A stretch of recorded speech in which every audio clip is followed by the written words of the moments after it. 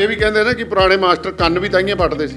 ਉਹਦਾ ਵੀ ਇੱਕ ਲੌਜਿਕ ਸੀਗਾ ਜੀ, ਕਿਉਂਕਿ ਇੱਥੇ ਬ੍ਰੇਨ ਨੂੰ ਮਤਲਬ ਕਿ ਤੇਜ਼ ਕਰਨ ਵਾਸਤੇ, ਯਾਦਦਾਸ਼ਤ ਵਧਾਉਣ ਵਾਸਤੇ ਇੱਕ ਪੁਆਇੰਟ ਹੁੰਦਾ ਸੀ, ਉਹਦਾ ਇੱਕ ਲੌਜਿਕ ਬਣਾਇਆ ਗਿਆ ਸੀ। ਇੱਥੋਂ ਮੈਂ ਮਤਲਬ ਕੋਈ ਵੀ ਪੁਆਇੰਟ, ਜਿਸ ਤਰ੍ਹਾਂ ਤੁਸੀਂ ਦਾਣਾ, ਅਸੀਂ ਇਹਨੂੰ ਪੂਰੀ ਤਰ੍ਹਾਂ ਥੈਰੇਪੀ ਕਰਕੇ ਇੱਥੇ ਮੇਥੀ ਦਾਣਾ ਲਗਾ ਦਿੰਨੇ ਆ ਤੇ ਪੇਸ਼ੈਂਟ ਨੂੰ ਕਹਿੰਨੇ ਘੰਟੇ ਬਾਅਦ ਨੱਪਦਾ ਰਹੀ, ਕਿਉਂਕਿ ਐਕੂਪ੍ਰੈਸ਼ਰ ਦਾ ਮਤਲਬ ਹੀ ਇਹ ਆ ਵੀ ਪਰਫੈਕਟ ਕਿਤੇ ਵੀ ਕੋਈ ਆਪਾਂ ਨੂੰ ਕਿਸੇ ਵੀ ਆਰਗਨ ਦਾ ਕੋਈ ਪੁਆਇੰਟ ਲੱਭਦਾ ਹੀ ਤਾਂ ਉਸ ਪੁਆਇੰਟ ਨੂੰ ਆਪਾਂ ਜਦੋਂ ਮੇਥੀ ਦਾਣਾ ਕਰਦੇ ਆ ਘੰਟੇ ਬਾਅਦ ਉਹਨੂੰ ਨੱਪਦੇ ਰਹਿਣਾ, ਕਿਉਂਕਿ ਸਰਕੂਲੇਸ਼ਨ ਇਸ ਜਗ੍ਹਾ ਤੇ ਮਿਲਦਾ ਰਹੇ ਆਪਾਂ ਨੂੰ। ਮੇਥੀ ਦਾਣੇ ਬਿਨਾਂ ਹੋਰ ਕਿਹੜੇ ਦਾਣੇ ਵਰਤਦੇ? ਹੋਰ ਮਟਰ ਦਾਣੇ ਆ ਜੀ, ਜਿਸ ਤਰ੍ਹਾਂ ਪੂਰੀ ਆਪਣੀ ਸਪਾਈਨ ਹੁੰਦੀ ਹੈ ਜੀ, ਠੀਕ ਹੈ ਜੀ। ਕਿਸੇ ਨੂੰ L4 5 ਦੀ ਦਿੱਕਤ ਆਉਂਦੀ ਆ, ਛਾਟਿਕਾ ਦੀ ਦਿੱਕਤ ਆਉਂਦੀ ਆ, ਤੇ ਜਦੋਂ ਵੀ ਤੁਹਾਡਾ ਸਿਰ ਦਰਦ ਕਰਦਾ ਹੀ ਆਹ ਹੈਡ ਏਰੀਆ ਨੂੰ ਤੁਸੀਂ ਦਬਾਓ, ਠੀਕ ਹੈ, ਜਾਂ ਮੇਥੀ ਦਾਣਾ ਲਗਾਓ। ਮਤਲਬ ਕਿ ਚੰਗੀ ਤਰ੍ਹਾਂ ਉਹਦਾ ਮਤਲਬ ਕਿ ਤਸੱਲੀ ਕਰਾ ਕੇ ਤੋਰੀ ਦੀ ਆ। ਇਹ ਨਹੀਂ ਆ ਵੀ ਉਹਨੂੰ ਮਤਲਬ ਤੋਰਤਾ ਜੀ, ਹਾਂ ਇੰਨਾ ਟਾਈਮਿੰਗ ਆਪਣੀ। ਪੇਸ਼ੈਂਟ ਨੂੰ ਪੁੱਛੀਦਾ ਵੀ ਹੁਣ ਦੱਸੋ ਪਹਿਲਾਂ ਨਾਲੋਂ ਦਰਦ ਘਟਿਆ?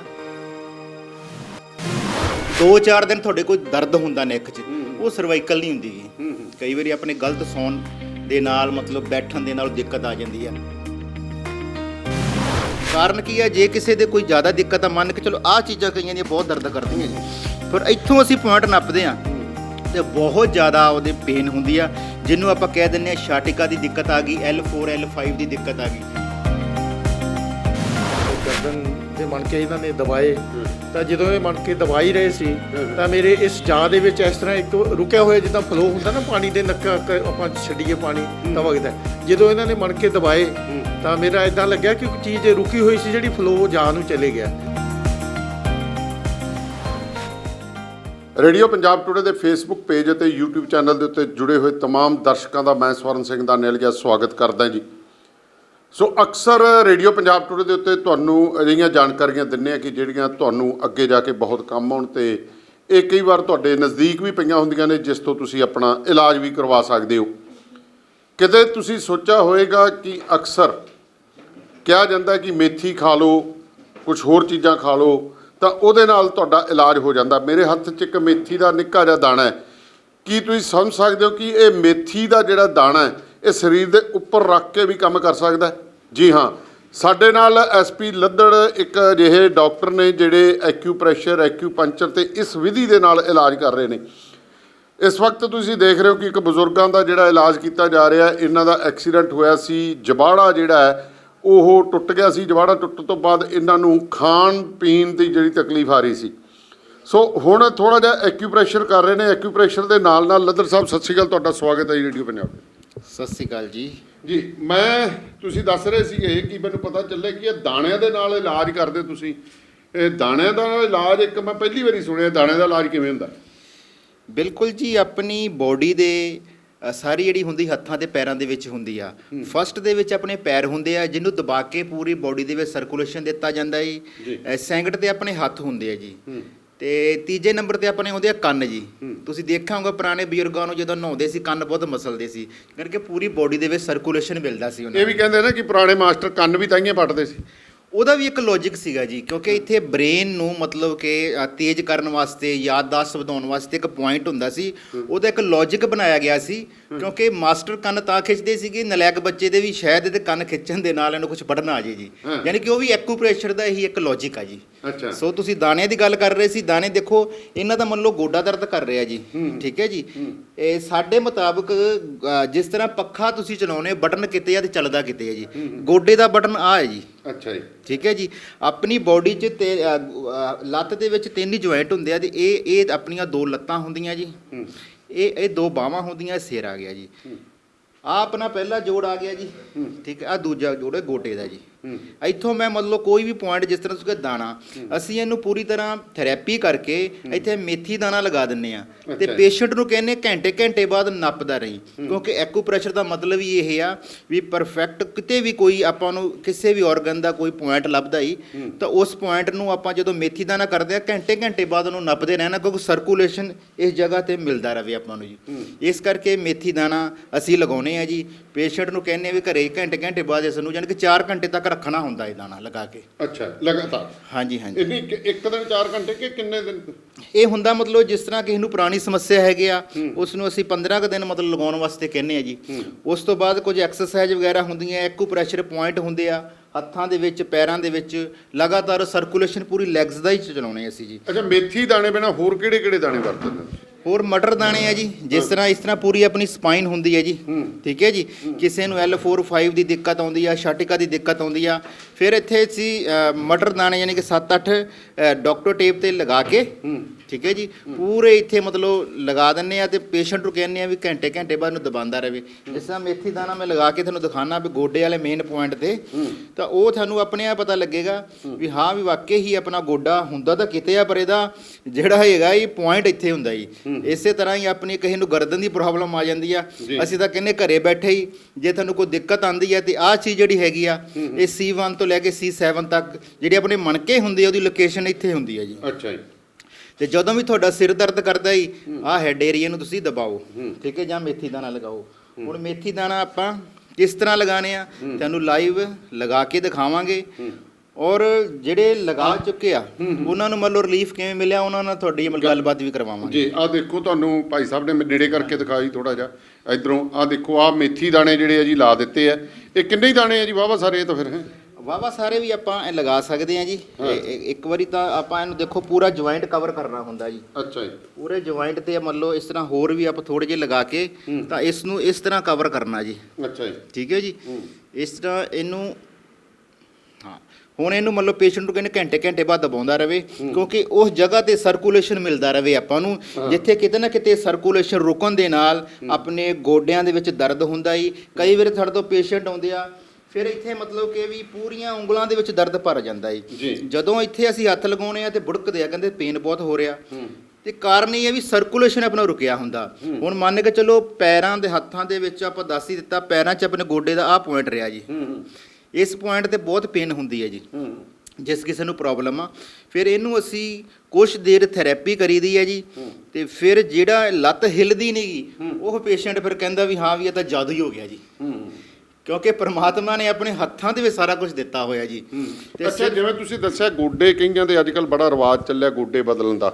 ਇਹ ਗੋਡੇ ਬਦਲ ਦਾ ਇੱਕ ਆਪਣੇ ਆਪ 'ਚ ਇੰਡਸਟਰੀ ਬਣ ਗਈ ਕਿ ਇਸ ਥੈਰੇਪੀ ਦੇ ਨਾਲ ਗੋਡੇ ਜਿਹੜੇ ਬਦਲਣ ਵਾਲੇ ਉਹ ਵੀ ਠੀਕ ਹੋ ਜਾਂਦੇ? ਬਿਲਕੁਲ ਜੀ। ਜਿਨ੍ਹਾਂ ਨੇ 100% ਮਨ ਬਣਾ ਲਿਆ ਸੀ ਵੀ ਗੋਡੇ ਬਦਲਣੇ ਆ ਜੀ, ਉਹਨਾਂ ਨੇ ਇੱਥੇ ਆ ਕੇ ਲਗਾਤਾਰ ਮਹੀਨਾ ਆ ਕੇ ਥੈਰੇਪੀ ਕਰਵਾਈ ਆ, ਤੇ ਹੁਣ ਕਹਿੰਦੇ ਅਸੀਂ ਤਾਂ ਬਚ ਗਏ ਜੀ। ਕਿਉਂਕਿ ਉਹਨਾਂ ਨੇ ਰਿਸ਼ਤੇਦਾਰੀ ਵੀ ਸੁਣਿਆ ਸੀ ਵੀ ਸਾਡੇ ਫਲਾਨੀ ਚਾਚੀ ਨੇ ਗੋਡਾ ਬਦਲਾਇਆ ਸੀ, ਡਿੱਗ ਪਏ, ਮੁੜ ਕੇ ਰਾਸ ਹੀ ਨਹੀਂ ਆਇਆ ਜੀ। ਕਿਉਂਕਿ ਉਸ ਚੀਜ਼ ਦੀ ਸੰਭਾਲ ਬਹੁਤ ਆ, ਪਰ ਅਸੀਂ ਕੁਦਰਤੀ ਚੀਜ਼ ਨੂੰ ਕਿਤੇ ਸਰਕੂਲੇਸ਼ਨ ਰੁਕਿਆ ਹੋਇਆ ਜਾਂ ਕਿਸੇ ਕੋਈ ਫਲੂਇਡ ਦੀ ਕਮੀ ਆ, ਉਸ ਚੀਜ਼ ਨੂੰ ਅਸੀਂ ਥੈਰੇਪੀ ਦੁਆਰਾ ਮਤਲਬ ਕਿ ਚੰਗੀ ਤਰ੍ਹਾਂ ਉਹਦਾ ਮਤਲਬ ਕਿ ਤਸੱਲੀ ਕਰਾ ਕੇ ਤੋਰੀ ਦੀ ਆ। ਇਹ ਨਹੀਂ ਆ ਵੀ ਉਹਨੂੰ ਮਤਲਬ ਤੋਰਤਾ ਜੀ ਹਾਂ ਇੰਨਾ ਟਾਈਮਿੰਗ ਆਪਣੀ। ਪੇਸ਼ੈਂਟ ਨੂੰ ਪੁੱਛੀਦਾ ਵੀ ਹੁਣ ਦੱਸੋ ਪਹਿਲਾਂ ਨਾਲੋਂ ਦਰਦ ਘਟਿਆ, ਪੇਸ਼ੈਂਟ ਖੁਦ ਦੱਸਦਾ ਵੀ ਹਾਂਜੀ ਘਟਿਆ। ਅੱਛਾ, ਇੱਕ ਚੀਜ਼ ਦੱਸੋ, ਮੈਂ ਦਵਾਈਆਂ ਵੀ ਕਾਫੀ ਦੇਖ ਰਿਹਾ ਲੱਦੜ ਸਾਹਿਬ ਇੱਥੇ ਤੁਹਾਡੇ, ਇਹ ਕੀ ਦਵਾਈਆਂ, ਇੱਕ ਤਾਂ ਤੁਸੀਂ ਪ੍ਰੈਸ਼ਰ ਨਾਲ ਕੀਤਾ, ਗੋਡਿਆਂ ਦਾ ਵੀ ਦੱਸਤਾ, ਹੋਰ ਕਿਹੜੀਆਂ ਕਿਹੜੀਆਂ ਬਿਮਾਰੀਆਂ ਨੇ? ਪੇਟ ਹੋ ਗਿਆ, ਹੋਰ ਹੋ ਗਿਆ, ਅਕਸਰ ਕਹਿ ਦਿੰਦੇ ਆ ਕਿ ਠੀਕ ਆ ਜੁਆਇੰਟ ਤਾਂ ਮੰਨ ਸਕਦੇ ਆ ਵੀ ਸਰਵਾਈਕਲ ਹੋ ਗਈ, ਛੈਟਿਕਾ ਹੋ ਗਈ, ਤੁਹਾਡਾ ਗੋਡਿਆਂ ਦਾ ਹੋ ਗਿਆ, ਕੋਈ ਹੋਰ ਬਿਮਾਰੀਆਂ ਕਿਹੜੀਆਂ ਨੇ ਜਿਹੜੀਆਂ ਐਕੂਪ੍ਰੈਸ਼ਰ ਦੇ ਨਾਲ ਤੇ ਇਸ ਤਰ੍ਹਾਂ ਮੇਥੀ ਦੇ ਦਾਣਿਆਂ ਨਾਲ ਠੀਕ ਕਰਦੇ? ਜੀ ਜਿਸ ਤਰ੍ਹਾਂ ਹੋ ਗਈ ਮਾਈਗ੍ਰੇਨ ਦੀ ਦਿੱਕਤ ਬਹੁਤ ਜ਼ਿਆਦਾ ਜੀ। ਮਾਈਗ੍ਰੇਨ ਅੱਧਾ ਸਿਰ ਦੁਖਣਾ ਜੀ। ਕਾਰਨ ਉਹੀ ਹੈ ਜੀ, ਜਿਵੇਂ ਮਸ਼ੀਨੀ ਯੁੱਗ ਆ ਗਿਆ ਜੀ। ਪਹਿਲਾਂ ਆਪਣੀਆਂ ਭੈਣਾਂ ਹੁੰਦੀਆਂ ਸੀ ਘਰ ਦੇ ਵਿੱਚ, ਮਾਤਾਵਾਂ ਹੁੰਦੀਆਂ ਸੀ, ਸਿਰ ਤੇ ਘੜਾ ਚੱਕਦੇ ਸੀਗੇ ਜੀ, ਕਿਸੇ ਨੂੰ ਇਹ ਦਿੱਕਤ ਨਹੀਂ ਸੀ ਪਹਿਲਾਂ। ਜਦੋਂ ਦਾ ਹੁਣ ਮਤਲਬ ਕਿ ਫਿਜ਼ੀਕਲ ਕੰਮ ਘਟ ਗਿਆ ਜੀ, ਤੇ ਹੁਣ ਜ਼ਿਆਦਾ ਤੋਂ ਜ਼ਿਆਦਾਤਰ ਲੋਕਾਂ ਦੇ ਗੈਸ ਬਣਦੀ ਆ, ਗੈਸ ਬਣਨ ਦੇ ਨਾਲ ਇਹ ਸਿਰ ਦਰਦ ਦੀ ਪ੍ਰੋਬਲਮ ਆਉਂਦੀ ਆ। ਤੇ ਮਾਈਗ੍ਰੇਨ ਵੀ ਇੱਕ ਇਹ ਜੁੜਿਆ ਹੋਇਆ ਹਿੱਸਾ ਆਪਣੇ ਸਰੀਰ ਦਾ ਖਾਣ ਪੀਣ ਦਾ ਜੀ। ਬਿਮਾਰੀਆਂ ਦੋ ਹੀ ਤਰ੍ਹਾਂ ਨਾਲ ਪੈਦਾ ਹੁੰਦੀਆਂ ਜੀ। ਇੱਕ ਤਾਂ ਹੁੰਦੀ ਆ ਜੀ ਲਾਪਰਵਾਹੀ, ਲਾਪਰਵਾਹੀ ਕਰਦੇ ਆ। ਦੂਜਾ ਕਾਰਨ ਇਹ ਹੁੰਦਾ ਵੀ ਕਈ ਵਾਰੀ ਜਨਮਜਾਤ ਰੋਗ ਹੁੰਦੇ ਆ। ਕਈ ਵਾਰੀ ਆਪਣੇ ਜਦੋਂ ਬੱਚਾ ਜਨਮ ਲੈਂਦਾ ਉਦੋਂ ਬੜੀਆਂ ਗਲਤੀਆਂ ਹੋ ਜਾਂਦੀਆਂ, ਸਾਰੀ ਉਮਰ ਬੱਚੇ ਨੂੰ ਭੁਗਤਣੀਆਂ ਪੈਂਦੀਆਂ। ਕੁਛ ਐਕਸੀਡੈਂਟ ਕੇਸ ਆਉਂਦੇ ਸਾਡੇ ਕੋਲੇ, ਉਹ ਬਿਮਾਰੀਆਂ ਹੁੰਦੀਆਂ। ਕੁਛ ਬੁਢਾਪੇ ਦੀਆਂ ਪ੍ਰੋਬਲਮਾਂ ਹੁੰਦੀਆਂ। ਬੁਢਾਪੇ ਦੀਆਂ ਪ੍ਰੋਬਲਮਾਂ ਵਾਸਤੇ ਵੀ ਅਸੀਂ ਇਹਨਾਂ ਨੂੰ ਜਿਹੜੇ ਬਜ਼ੁਰਗ ਆਉਂਦੇ ਆ ਕੁਛ ਪੁਆਇੰਟ ਵੀ ਦੱਸਦੇ ਆ ਵੀ ਘਰੇ ਜਾ ਕੇ ਬਾਈ ਚਾਂਸ ਤੁਹਾਨੂੰ ਕੋਈ ਨਹੀਂ ਪੁੱਛਦਾਗਾ ਵੀ ਤੁਹਾਡਾ ਸਿਰ ਦਰਦ ਹੁੰਦਾ ਹੈ ਤੇ ਇਹਨੂੰ ਤੁਸੀਂ ਫੜ ਲੈਣਾ ਦਬਾਉਣਾ ਹੀ। ਮਤਲਬ ਉਹ ਸਾਨੂੰ ਇੰਨੀਆਂ ਦਵਾਵਾਂ ਦਿੰਦੇ ਆ। ਇੱਕ ਬਜ਼ੁਰਗ ਤਾਂ ਸਾਡੇ ਤੋਂ ਆ ਕੇ ਰੋ ਪਿਆ, ਕਹਿੰਦਾ ਯਾਰ ਮੇਰੇ ਨਾਲ ਦੀ ਜੰਮੀ ਨਹੀਂ, ਮਤਲਬ ਕਿ ਇਸ ਤਰ੍ਹਾਂ ਮਤਲਬ ਮੇਰਾ ਟ੍ਰੀਟਮੈਂਟ ਕਦੀ ਦਬਾਇਆ ਨਹੀਂਗਾ, ਤੁਸੀਂ ਪੂਰਾ ਦਬਾ ਕੇ ਮੈਨੂੰ ਮਤਲਬ ਕਿ ਇੰਨਾ ਕੁ ਕਾਮਯਾਬ ਕਰ ਦਿੰਦੇ ਹੋ, ਮੈਂ ਸਮਝਦਾ ਵੀ ਹੁਣ ਮੇਰੇ ਕੋਲ ਬਿਮਾਰੀ ਹੈ ਨਹੀਂਗੀ ਜੀ। ਸੋ ਇਹ ਮਾਈਗ੍ਰੇਨ ਦੀ ਦਿੱਕਤ ਜਿੰਨੀ ਵੀ ਆ ਸਾਰੇ ਆਪਣੇ ਪੇਟ ਨਾਲ ਰਿਲੇਟਡ ਆ, ਆਪਣਾ ਖਾਣ ਪੀਣ ਖਾਈ ਜਾ ਰਹੇ ਆ, ਪਚਾਉਣ ਦਾ ਕੋਈ ਸਾਧਨ ਨਹੀਂ ਹੈਗਾ, ਬੈਠੇ ਰਹਿੰਦੇ ਸਾਰਾ ਦਿਨ ਜੀ। ਇਹੀ ਕਾਰਨ ਆ, ਬੜੀਆਂ ਪ੍ਰੋਬਲਮ ਗੋਡਿਆਂ ਦੀ, ਮੋਢਿਆਂ ਦੀ, ਸਰਵਾਈਕਲ ਦੀ ਕਾਮਨ ਜੀ ਪ੍ਰੋਬਲਮ ਆ। ਸਰਵਾਈਕਲ ਤਾਂ ਦੇਖੋ ਜੀ ਅੱਜ ਕੱਲ੍ਹ ਜਿਵੇਂ 2-4 ਦਿਨ ਤੁਹਾਡੇ ਕੋਈ ਦਰਦ ਹੁੰਦਾ ਨੈਕ 'ਚ, ਉਹ ਸਰਵਾਈਕਲ ਨਹੀਂ ਹੁੰਦੀ ਗੀ। ਕਈ ਵਾਰੀ ਆਪਣੇ ਗਲਤ ਸੌਣ ਦੇ ਨਾਲ ਮਤਲਬ ਬੈਠਣ ਦੇ ਨਾਲ ਦਿੱਕਤ ਆ ਜਾਂਦੀ ਆ, 10 ਦਿਨ ਰਹਿੰਦੀ ਆ, 15 ਦਿਨ ਰਹਿੰਦੀ ਆ ਉਹ ਦਿੱਕਤ। ਫਿਰ ਉਹ C1 C7 ਤੋਂ ਲੈ ਕੇ ਜਿਹੜੇ ਆਪਣੇ ਮਣਕੇ ਹੁੰਦੇ ਆ, ਫਿਰ ਉਹਨਾਂ ਨੂੰ ਅਸੀਂ ਆਹ ਚੀਜ਼ ਹੁੰਦੀ ਹੈ, ਦੇਖੋ ਆ ਪੁਆਇੰਟਸ ਤੁਸੀਂ ਦੇਖ ਰਹੇ ਆ ਜੀ, ਇੱਥੋਂ ਜਿਹਦੇ ਮੰਨ ਲਓ ਸਰਵਾਈਕਲ ਦੀ ਦਿੱਕਤ ਆ ਗਈ, ਇਸ ਪੁਆਇੰਟ ਤੇ ਬਹੁਤ ਜ਼ਿਆਦਾ ਦਰਦ ਹੋਏਗਾ। ਇਸ ਪੁਆਇੰਟ ਨੂੰ ਅਸੀਂ ਇਹਦੇ ਤੇ ਅਸੀਂ ਸੀਡ ਵੀ ਲਗਾਉਂਦੇ ਆ, ਇਹਦੇ ਤੇ ਅਸੀਂ ਪ੍ਰੈਸ਼ਰ ਵੀ ਦਿੰਦੇ ਆ। ਫਿਰ ਇਹਦੀ ਹੱਥਾਂ ਤੇ ਲੋਕੇਸ਼ਨ ਹੁੰਦੀ ਹੈ, ਜਿਸ ਤਰ੍ਹਾਂ ਆਹ ਥੰਮ ਆ ਗਿਆ ਬੈਕ ਸਾਈਡ, ਇਹ ਤੇ ਪੂਰੀ ਸਪਾਈਨ ਹੀ ਹੈ ਜੀ। ਅਗਰ ਉਹਨੂੰ ਹੋਰ ਵੀ ਕਿਤੇ ਮਣਕੇ ਦੀ ਦਿੱਕਤ ਆ ਤਾਂ ਫਿਰ ਕਈਆਂ ਦੀ ਮਤਲਬ ਹੁੰਦੀ ਹੈ, ਜਿਸ ਤਰ੍ਹਾਂ ਪ੍ਰੋਬਲਮ ਪੂਰੀ ਰੀੜ੍ਹ ਦੀ ਹੱਡੀ 'ਚ ਹੁੰਦੀ ਆ, ਫਿਰ ਇੱਥੋਂ ਅਸੀਂ ਟ੍ਰੀਟਮੈਂਟ ਕਰੀਦਾ। ਤੁਸੀਂ ਹੈਰਾਨ ਹੋ ਜਾਓਗੇ, ਰੀੜ੍ਹ ਦੀ ਹੱਡੀ ਤੇ ਕਈ ਵਾਰੀ ਅਸੀਂ ਹੱਥ ਨਹੀਂ ਲਗਾਈਦਾ, ਕਈ ਵਾਰੀ ਇੱਥੋਂ ਹੀ ਪੁਆਇੰਟ ਲੱਭ ਕੇ ਮਣਕੇ ਦਾ, ਉੱਥੇ ਦਰਦ ਬਹੁਤ ਹੁੰਦਾ। ਦੇਖੋ ਜੇ ਤੁਹਾਡੇ ਕਿਤੇ ਦਰਦ ਆ ਤੇ ਤੁਹਾਡੇ ਇਸ ਪੁਆਇੰਟ 'ਚ ਵੀ ਦਰਦ ਹੋਏਗਾ। ਮੰਨ ਕੇ ਚੱਲੋ ਤੁਹਾਨੂੰ ਗੋਡੇ ਦੀ ਸਮੱਸਿਆ, ਅਗਰ ਅਸੀਂ ਆ ਗੋਡੇ ਦਾ ਪੁਆਇੰਟ ਦਬਾਵਾਂਗੇ ਤਾਂ ਇੱਥੇ ਨੈਚੁਰਲ ਦਰਦ ਹੋਏਗਾ, ਹਾਂ ਨਹੀਂ ਹੋਏਗਾ। ਕਾਰਨ ਕੀ ਹੈ, ਜੇ ਕਿਸੇ ਦੇ ਕੋਈ ਜ਼ਿਆਦਾ ਦਿੱਕਤ ਆ, ਮੰਨ ਕੇ ਚਲੋ ਆਹ ਚੀਜ਼ਾਂ ਕਈਆਂ ਦੀਆਂ ਬਹੁਤ ਦਰਦ ਕਰਦੀਆਂ ਜੀ, ਫਿਰ ਇੱਥੋਂ ਅਸੀਂ ਪੁਆਇੰਟ ਨੱਪਦੇ ਹਾਂ ਤੇ ਬਹੁਤ ਜ਼ਿਆਦਾ ਉਹਦੇ ਪੇਨ ਹੁੰਦੀ ਆ, ਜਿਹਨੂੰ ਆਪਾਂ ਕਹਿ ਦਿੰਦੇ ਆ ਛਾਟਿਕਾ ਦੀ ਦਿੱਕਤ ਆ ਗਈ, L4 L5 ਦੀ ਦਿੱਕਤ ਆ ਗਈ। ਮਤਲਬ ਫਿਰ ਜਦੋਂ ਇੱਥੋਂ ਦਰਦ ਅਸੀਂ ਖਤਮ ਕਰਦੇ ਹਾਂ, ਤੁਰੋ, ਉਹ ਕਹਿੰਦੇ ਬਿਲਕੁਲ ਤਾਂ ਜਾਦੂ ਹੀ ਹੋ ਗਿਆ ਡਾਕਟਰ ਸਾਹਿਬ। ਮਤਲਬ ਕਿ ਪੇਸ਼ੈਂਟ ਸਾਨੂੰ ਇੰਨੀਆਂ ਦਵਾਵਾਂ ਦਿੰਦਾ ਵੀ ਅਸੀਂ ਤਾਂ ਗੋਲੀਆਂ ਖਾ ਖਾ ਕੇ ਪਾਗਲ ਹੋ ਗਏ ਸੀ, ਸਾਨੂੰ ਕੋਈ ਰਸਤਾ ਨਹੀਂ ਮਿਲ ਰਿਹਾ ਸੀ ਜੀ। ਠਾਇਓ ਜੀ, ਆਪਾਂ ਇਹਨਾਂ ਤੋਂ ਹੀ ਪੁੱਛੀਏ ਕੀ ਇਹਨਾਂ ਦੀ ਪ੍ਰੋਬਲਮ ਸੀਗੀ ਤੇ ਕਿਵੇਂ ਇਹਨਾਂ ਨੂੰ ਹੋਇਆ, ਤੇ ਕੀ ਨਾਂ ਜੀ ਤੁਹਾਡਾ? ਮੇਰਾ ਨਾਮ ਅਰਜਨ ਸਿੰਘ ਜੱਸੀ ਹੈ ਜੀ। ਅੱਛਾ, ਕੀ ਮੁਸ਼ਕਲ ਸੀਗੀ ਜੀ ਜੱਸੀ ਸਾਹਿਬ ਤੁਹਾਨੂੰ? ਮੇਰੇ ਸਰ ਇੱਦਾਂ ਸੀ, ਮੈਂ 84 'ਚ ਮੇਰੇ ਸਕੂਟਰ ਸਲਿੱਪ ਹੋ ਗਿਆ ਸੀ ਤੇ ਸੱਟ ਲੱਗ ਗਈ ਸੀ।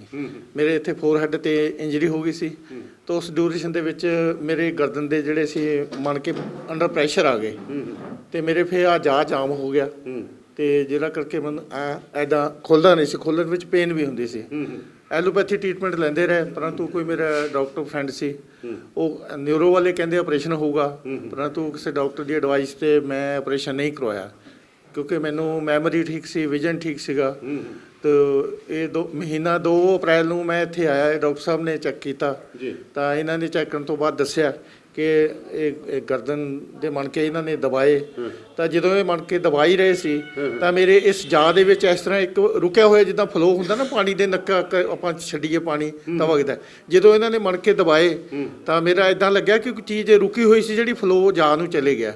ਤੇ ਆਈ ਥਿੰਕ ਮੈਨੂੰ ਉਦੋਂ ਹੀ ਫੀਲ ਹੋਇਆ ਕਿ ਮੈਨੂੰ ਬਹੁਤ ਜ਼ਿਆਦਾ ਰਿਲੈਕਸ ਮਹਿਸੂਸ ਹੋਇਆ। ਇਹ ਕਿੰਨੇ ਸਿਟਿੰਗਸ 'ਚ ਹੋ ਗਿਆ ਤੁਹਾਨੂੰ? ਮੈਂ ਤਾਂ ਸਰ ਇਹਨਾਂ 2 ਤਰੀਕ ਨੂੰ ਪਹਿਲੀ ਸਿਟਿੰਗ ਦਿੱਤੀ ਸੀ, ਤੇ ਜਿਹੜੇ ਇੱਥੇ ਲੜਕੇ ਨੇ ਉਹਨਾਂ ਨੂੰ ਐਡਵਾਈਸ ਕਰਕੇ ਵੀ ਆਹ ਮੰਨ ਕੇ ਤੁਸੀਂ ਗਰਦਨ ਦੇ ਜਿਹੜੇ C1 ਤੋਂ ਲੈ ਕੇ C7 ਤੱਕ ਦਬਾਣੇ ਆ, ਤੇ ਉਹ ਥੈਰੇਪੀ ਦੇ ਰਹੇ ਨੇ। ਤੇ ਆਈ ਥਿੰਕ ਹੁਣ ਮੈਨੂੰ ਇਹ ਤਕਰੀਬਨ 30% ਬਾਕੀ ਬਚੀ ਹੈ, 70% ਆਈ ਫੀਲ ਬੈਟਰ ਹੈ। ਠੀਕ ਹੈ। ਸੋ ਹੋਰ ਵੀ ਕੇਸਿਸ ਨੇ, ਤੁਹਾਨੂੰ ਉਹਨਾਂ ਦੇ ਨਾਲ ਵੀ ਉਹਨਾਂ ਦੀ ਗੱਲਬਾਤ ਕਰਾਉਣੀ ਹੈ, ਤੇ ਫਿਰ ਐਂਡ ਦੇ ਵਿੱਚ ਡਾਕਟਰ ਸਾਹਿਬ ਦੱਸਣਗੇ ਕਿ ਕਿੱਥੇ ਤੁਸੀਂ ਕਦੋਂ ਮਿਲ ਸਕਦੇ ਹੋ। ਸੋ ਇਸ ਵਕਤ ਸਾਡੇ ਨਾਲ ਹੋਰ ਮਰੀਜ਼ ਨੇ। ਕੀ ਨਾਂ ਜੀ ਤੁਹਾਡਾ? ਜਸਵਿੰਦਰ ਕੌਰ। ਕੀ ਮੁਸ਼ਕਲ ਹੈ ਜੀ ਤੁਹਾਨੂੰ? ਆ ਸਰਵਾਈਕਲ ਆ ਜੀ, ਸਿਰ ਦਰਦ ਆ, ਤੇ ਇਹਦੇ ਨਾਲ ਫਿਰ ਸਾਰੇ ਸਰੀਰ 'ਚ ਹੀ ਪੇਨ ਰਹਿੰਦਾ ਹੈ। ਅੱਛਾ, ਤੇ ਕਿੰਨੇ ਦਿਨਾਂ ਤੋਂ ਟ੍ਰੀਟਮੈਂਟ ਕਰਾ ਰਹੇ ਹੋ? ਕੀ ਅਸਰ ਦਿਖ ਰਿਹਾ ਤੁਹਾਨੂੰ? ਹੋ ਗਏ ਜੀ ਸਾਨੂੰ 10 ਕੁ ਦਿਨ, ਵਧੀਆ, ਬਹੁਤ ਵਧੀਆ ਰਿਲੈਕਸ ਫੀਲ ਹੁੰਦਾ ਜੀ। ਜੀ, ਹਾਂਜੀ। ਸੋ ਇਹ ਮੁਸ਼ਕਲ ਕਿਉਂ ਆਈ ਸੀ ਤੁਹਾਨੂੰ? ਮੁਸ਼ਕਲ ਆ ਸਰਵਾਈਕਲ, ਜ਼ਿਆਦਾ ਤਾਂ ਅਲਰਜੀ ਸੀ ਨਾ। ਹਾਂਜੀ। ਬ੍ਰੇਨ ਇਹ ਦਰਦ ਛਿੱਕਾਂ ਕਰਕੇ। ਜੀ। ਛਿੱਕਾਂ ਕਰਕੇ ਫਿਰ ਸਰਵਾਈਕਲ ਹੋ ਗਿਆ, ਸਰਵਾਈਕਲ ਨਾਲ ਫਿਰ ਉਹ ਸਿਰ 'ਚ ਦਰਦ ਰਹਿਣ ਲੱਗ ਗਿਆ ਜੀ। ਜੀ। ਹਾਂਜੀ। ਸੋ ਆਪਾਂ ਇੱਥੇ ਨਾਲ ਭਾਈ ਸਾਹਿਬ ਨੇ, ਉਹਨਾਂ ਨਾਲ ਵੀ ਕਰਦੇ ਕੀ ਗੱਲਬਾਤ ਕਰਦੇ ਆ ਕਿ ਭਾਈ ਸਾਹਿਬ ਦੱਸੋ ਇੱਥੇ ਕੀ ਟਾਈਮ ਹੈ ਇੱਥੇ ਮਰੀਜ਼ਾਂ ਦਾ, ਕਿੰਨੇ ਸਮੇਂ ਤੱਕ ਤੁਸੀਂ ਦੇਖੋ? ਇੱਥੇ ਪੇਸ਼ੈਂਟ ਨੂੰ ਸਵੇਰ 9 ਤੋਂ ਸ਼ਾਮ ਦੇ 6 ਵਜੇ ਤੱਕ ਦੇਖਿਆ ਜਾਂਦਾ। ਇਹ ਕਿੱਥੇ ਕਾ ਜਗ੍ਹਾ ਤੁਹਾਡਾ ਇਹ ਆਦਰਸ਼ ਨਗਰ ਗਲੀ ਨੰਬਰ 1 ਗੋਨਿਆਣਾ ਰੋਡ ਬਠਿੰਡਾ ਜੀ। ਸੋ ਡਾਕਟਰ ਸਾਹਿਬ ਜਿਹੜੇ ਨੇ ਲੱਧੜ ਸਾਹਿਬ, ਉਹ ਕਿੰਨੇ ਦਿਨਾਂ ਬਾਅਦ ਆਉਂਦੇ ਇੱਥੇ, ਤੇ ਕੀ ਜਿਹੜਾ ਉਹ ਹਫਤੇ 2 ਦਿਨ ਆਉਂਦੇ ਆ ਜੀ। ਬਾਕੀ ਸਾਡੇ ਡਾਕਟਰ ਹੀ ਹੈ ਜੀ, ਇਹ ਡਿਗਰੀ ਹੋਲਡਰ ਹੀ ਹੈ ਜੀ ਡਾਕਟਰ ਸਾਰੇ। ਹਾਂ ਜੀ, ਸਾਰੇ ਡਿਗਰੀ ਹੋਲਡਰ ਹੀ ਡਾਕਟਰ ਹੈ। ਠੀਕ ਹੈ, ਡਿਗਰੀ ਕੀਤੀ ਹੋਈ ਹੈ। ਠੀਕ ਹੈ ਜੀ। ਸੋ ਲੱਧੜ ਸਾਹਿਬ ਨਾਲ ਥੋੜੀ ਜੀ ਕੰਪਾਈਲ ਕਰਨ ਤੋਂ ਪਹਿਲਾਂ ਗੱਲਬਾਤ ਕਰ ਲਈਏ। ਲੱਧੜ ਸਾਹਿਬ, ਹਾਂਜੀ, ਥੋੜਾ ਜਿਹਾ ਦੱਸਿਓ ਵੀ ਇੱਥੇ ਕਿੱਥੇ ਕਿੱਥੇ ਤੁਸੀਂ ਅਵੇਲੇਬਲ ਹੋ? ਹਾਂਜੀ, ਆਪਾਂ ਮਲੋਟ ਦੇ ਵਿੱਚ ਵੀ ਆਪਣਾ ਸੈਂਟਰ ਹੈਗਾ, ਮੁਕਤਸਰ ਦੇ ਵਿੱਚ ਵੀ ਹੈ ਜੀ, ਫਰੀਦਕੋਟ ਦੇ ਵਿੱਚ ਵੀ ਹੈ ਜੀ, ਲੋਕਲ ਜਿੰਨੇ ਵੀ ਆਪਣੇ ਏਰੀਏ ਹੈਗੇ, ਸ਼ਹਿਰ ਹੈਗੇ ਆ, ਸਾਰੇ ਸ਼ਹਿਰਾਂ 'ਚ ਆਪਣੇ ਸੈਂਟਰ ਬਣੇ ਹੋਏ ਆ ਜੀ। ਜਿੱਥੇ ਵੀ ਜਾਓਗੇ ਇਹ ਨਹੀਂ ਹੋਏਗਾ ਵੀ ਮੈਨੂੰ ਫਰਕ ਨਹੀਂ ਪਿਆ। ਸਾਰੇ ਹਾਂਜੀ, ਸਾਰੇ ਜਿੰਨੇ ਵੀ ਸੈਂਟਰ ਨੈਕਸਟ ਜਨ ਐਡਵਾਂਸ ਐਕੂਪ੍ਰੈਸ਼ਰ ਥੈਰੇਪੀ ਸੈਂਟਰ ਦੇ ਨਾਮ ਤੇ ਹੈ ਜੀ। ਵੀ ਸਾਡੇ ਕੋਲੇ ਮੈਨੂਅਲ ਵੀ ਹੈ ਤੇ ਐਡਵਾਂਸ ਵੀ ਹੈ ਤਕਨੀਕ ਜੀ। ਉਹ ਦੋਨੋਂ ਚੀਜ਼ਾਂ ਮਿਲਾ ਕੇ ਅਸੀਂ ਪੇਸ਼ੈਂਟ ਨੂੰ ਬਿਲਕੁਲ ਠੀਕ ਕਰਦੇ ਹਾਂ ਜੀ। ਬੜੇ ਲੰਬੇ ਸਮੇਂ ਤੋਂ ਅਸੀਂ ਇਸ ਕੰਮ ਦੇ ਵਿੱਚ ਆਏ ਆ ਤੇ ਸਾਡੇ ਕੋਲੇ ਜਿਹੜੇ ਹੈਗੇ ਆ ਵੀ ਸਟੂਡੈਂਟ ਵੀ ਆਉਂਦੇ ਆ, ਅਸੀਂ ਸਿਖਾ ਕੇ ਉਹਨਾਂ ਨੂੰ ਸੈਂਟਰ ਵੀ ਸੈਟਅਪ ਕਰਕੇ ਦਿੰਨੇ ਆ ਜੀ। ਇਸ ਕਰਕੇ ਜਗ੍ਹਾ ਜਗ੍ਹਾ ਸਾਡੇ ਸੈਂਟਰ ਆ ਜੀ। ਅਸੀਂ ਕਹਿੰਦੇ ਆ ਵੀ ਇਹ ਜਿਹੜੀ ਪੁਰਾਣੀ ਤਕਨੀਕ ਹੈ ਜੀ, ਸਿਰਫ ਇੱਕ ਦਬਾਈ ਗਈ ਸੀ, ਕਿਉਂਕਿ ਐਕੂਪ੍ਰੈਸ਼ਰ ਦਾ ਅਗਰ ਆਪਾਂ ਗਿਆਨ ਲੈ ਲੈਂਦੇ ਆ 80% ਤੋਂ ਜ਼ਿਆਦਾ ਬਿਮਾਰੀਆਂ ਦੂਰ ਕਰ ਸਕਦੇ ਆ ਜੀ ਘਰ ਦੇ ਵਿੱਚ ਹੀ। ਠੀਕ ਹੈ ਜੀ। ਸੋ ਤੁਹਾਨੂੰ ਇਹ ਗੱਲਬਾਤ ਕਿਸ ਤਰ੍ਹਾਂ ਲੱਗੀ ਹੇਠਾਂ ਕਮੈਂਟ ਕਰਕੇ ਜ਼ਰੂਰ ਦੱਸ ਦੇਣਾ। ਤੁਹਾਨੂੰ ਕਮੈਂਟ ਬਾਕਸ ਦੇ ਵਿੱਚ तमाम ਜਾਣਕਾਰੀ ਜਿਹੜੀ ਹੈ centre the with phone number and location ਤੁਹਾਨੂੰ ਉਪਲਬਧ ਹੋਏਗੀ। ਸੋ ਫਿਲਹਾਲ ਮੈਨੂੰ ਸਵਰਨ ਸਿੰਘ ਦਾਨੇਵਾਲ ਨੂੰ ਦਿਓ ਇਜਾਜ਼ਤ। ਸਰ ਮੈਂ ਇਹਨਾਂ ਬਾਰੇ ਦੱਸਣਾ ਚਾਹੁੰਦੀ ਹਾਂ, ਜਿਹੜੇ ਲਦਰ ਸਰ ਆਏ ਆਪਣੇ, ਮੈਨੂੰ ਬਹੁਤ ਵਧੀਆ ਲੱਗਿਆ ਉਹਨਾਂ ਨਾਲ ਮਿਲ ਕੇ ਵੀ। ਅੱਜ ਪਹਿਲੀ ਵਾਰੀ ਮੈਂ ਉਹਨਾਂ ਨੂੰ ਮਿਲੀ ਹਾਂ ਅਤੇ ਮੈਨੂੰ ਬਹੁਤ ਵਧੀਆ ਲੱਗਿਆ। ਉਹਨਾਂ ਦਾ ਨੇਚਰ ਬਹੁਤ ਵਧੀਆ, ਮਤਲਬ ਕਿ ਗੱਲ ਕਰਨ ਦਾ ਤਰੀਕਾ ਪੇਸ਼ੈਂਟ ਨਾਲ ਬਹੁਤ ਵਧੀਆ ਤਰੀਕੇ ਨਾਲ ਹੈਂਡਲ ਕਰ ਰਹੇ ਆ। ਅਤੇ ਇੱਥੇ ਮੈਂ 3 ਮਹੀਨਿਆਂ ਤੋਂ ਟ੍ਰੇਨਿੰਗ ਕਰ ਰਹੀ ਹਾਂ। ਵੈਸੇ ਮੇਰੀ ਨਰਸਿੰਗ ਕੀਤੀ ਆ, 3 ਮਹੀਨੇ ਤੋਂ ਟ੍ਰੇਨਿੰਗ ਕਰ ਰਹੀ ਹਾਂ। ਅਤੇ ਇਹਨਾਂ ਦੇ ਇੱਥੇ ਜਿਹੜੇ ਡਾਕਟਰ ਸਾਹਿਬ ਆ ਸਰ, ਇਹਨਾਂ ਦਾ ਨੇਚਰ ਵੀ ਬਹੁਤ ਵਧੀਆ, ਮਤਲਬ ਕਿ ਪੇਸ਼ੈਂਟ ਨੂੰ ਹੈਂਡਲ ਕਰ। ਹਾਂਜੀ ਸਰ, ਮੈਂ ਇੱਥੇ ਟ੍ਰੇਨਿੰਗ ਕਰ ਰਹੀ ਹਾਂ, ਮਤਲਬ ਕਿ ਵੈਸੇ ਮੇਰੀ ਨਰਸਿੰਗ ਕੀਤੀ ਆ ਅਤੇ ਫਿਜ਼ੀਓਥੈਰੇਪੀ ਬਾਰੇ ਜਾਣਕਾਰੀ ਲੈ ਰਹੀ ਹਾਂ ਅਤੇ ਹਾਂਜੀ ਪੇਸ਼ੈਂਟ ਹੈਂਡਲ ਕਰ ਰਹੀ ਹਾਂ। ਅਤੇ ਮੈਨੂੰ ਸਰ ਦਾ ਨੇਚਰ ਵੀ ਬਹੁਤ ਲੱਗਿਆ। ਜਦੋਂ ਵੀ ਪੇਸ਼ੈਂਟ ਮਤਲਬ ਕਿ ਇਹਨਾਂ ਨਾਲ ਗੱਲ ਕਰਦੇ ਆ, ਚਲੋ ਪੇਸ਼ੈਂਟਾਂ ਨਾਲ ਤਕਲੀਫ ਬਾਰੇ ਤਾਂ ਪੁੱਛਣਾ ਹੀ ਆ, ਮਤਲਬ ਕਿ ਉਹਨਾਂ ਨਾਲ ਹਰ ਇੱਕ ਦੁੱਖ ਦਰਦ ਵੀ ਸਾਂਝਾ ਕਰਦੇ ਆ। ਅਤੇ ਜਿਵੇਂ ਬਜ਼ੁਰਗਾਂ ਨੂੰ ਹੌਸਲਾ ਦੇਣਾ ਅਤੇ ਉਹਨਾਂ ਨੂੰ ਵਧੀਆ ਤਰੀਕੇ ਨਾਲ ਗਾਈਡ ਕਰਨਾ, ਅਤੇ ਮੈਨੂੰ ਬਹੁਤ ਹੀ ਵਧੀਆ ਲੱਗਿਆ ਇਹਨਾਂ ਦਾ ਨੇਚਰ।